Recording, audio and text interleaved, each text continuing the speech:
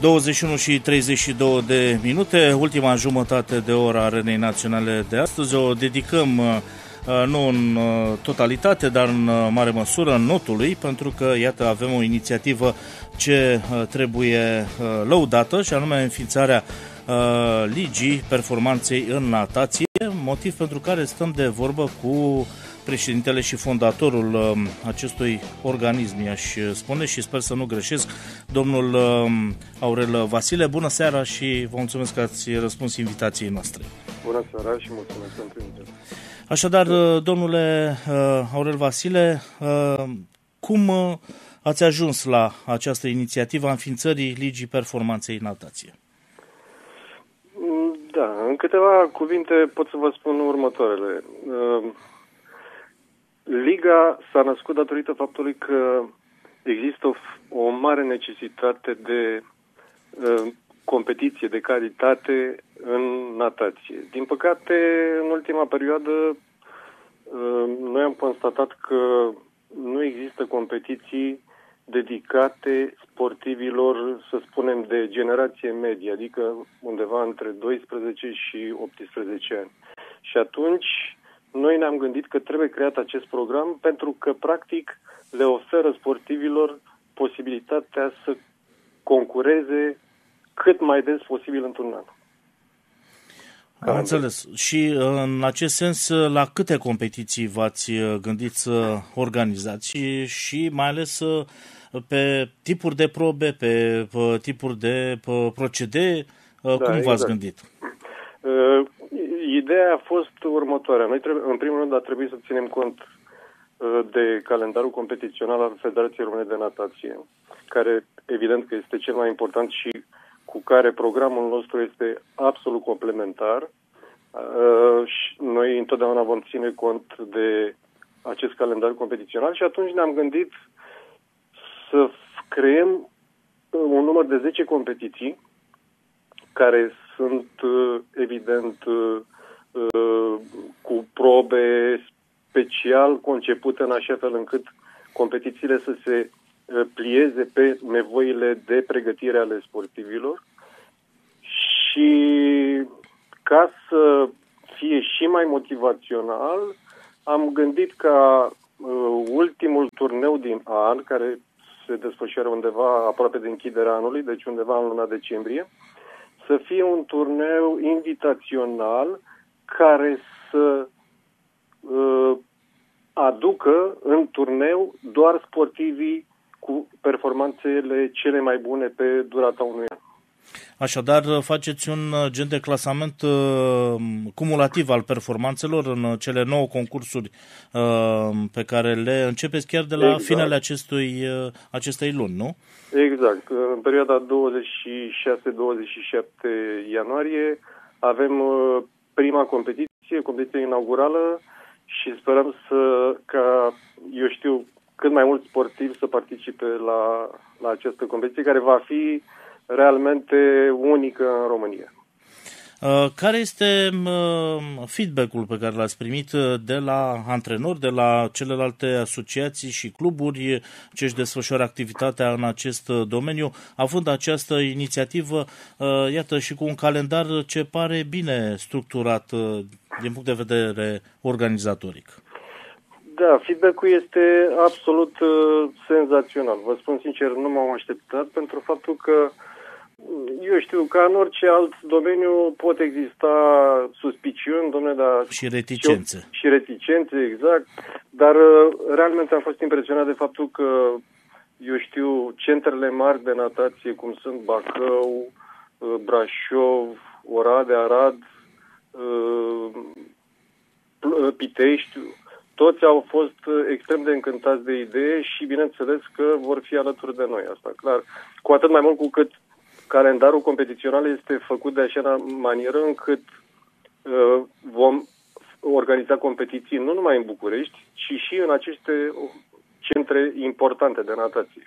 pe care le-am menționat. Da, observ din calendarul pe care l-am în față că un singur concurs are loc în București, acesta de-abia la sfârșitul lunii octombrie, în rest toate celelalte au loc în diferite orașe din țară, cele mai multe însă la Centrul Olimpic de la Izvoran, unde știm că sunt condiții bune atât de concurs cât și de cazare, nu? Pentru că o organizare a unei asemenea competiții implică un efort logistic extraordinar. V-ați gândit ce veți face când veți avea chiar mai mulți competitori decât v-ați așteptat? Evident că ne-am gândit la toate variantele posibile și sigur că nu este niciun fel de problemă de găsit soluții de cazare și de organizare, ca să spun așa.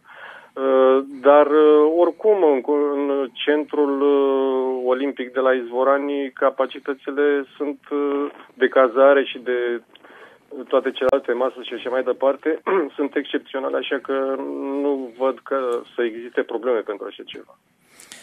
Văd că pentru început această Liga Performanței Natație cu calendarul său competițional are un caracter național, dar pe care vreți să le extindeți și la nivel internațional.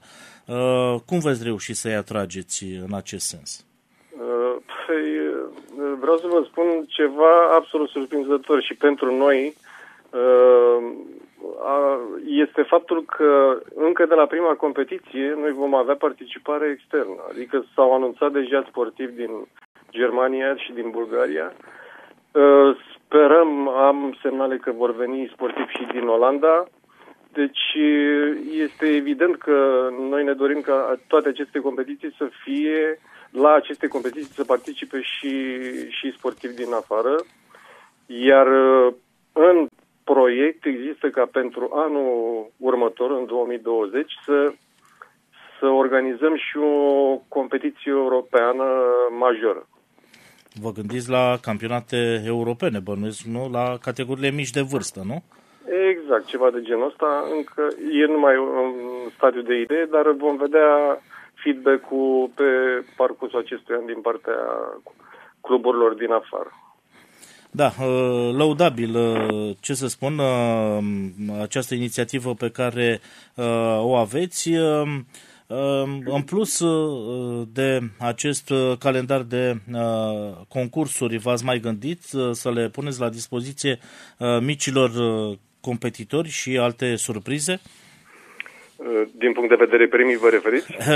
Da, pentru că știți cum e, copilul, dacă nu-l atragi cu ceva, nu-i oferi o recompensă la sfârșitul unei probe, indiferent că a câștigat-o sau nu, că a urcat pe podium, îi rămâne amintirea momentului că nu a fost degeaba la acel eveniment. Fără discuție, deci ne-am gândit, acesta a fost și, cum să spun, argumentul principal pentru care ne-am dorit organizarea acestui competiții. Pentru că, într-adevăr, sportivii trebuie motivați ca să... Vă puteți imagina că notul, bine, sigur, în mod special notul, dar toate sporturile necesită foarte mult efort și atunci trebuie ceva să te motiveze ca să continui să faci acest efort. În direcția asta am găsit, avem deja colaborări cu niște sponsori și vom avea, cum să spun, premii consistente pentru sportivii care participă la competițiile noastre. Așadar, 10 concursuri, începând chiar de luna aceasta și până la finele acestui an.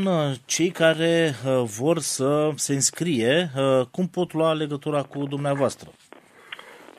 Se poate lua legătura foarte simplu atât pe Facebook, avem o pagină dedicată, cât și pe website-ul, platforma noastră www.lepeine.ro și acolo au toate detaliile de contact și cum se pot înscrie în concurs și celelalte, bănuiesc, amănunte despre participare.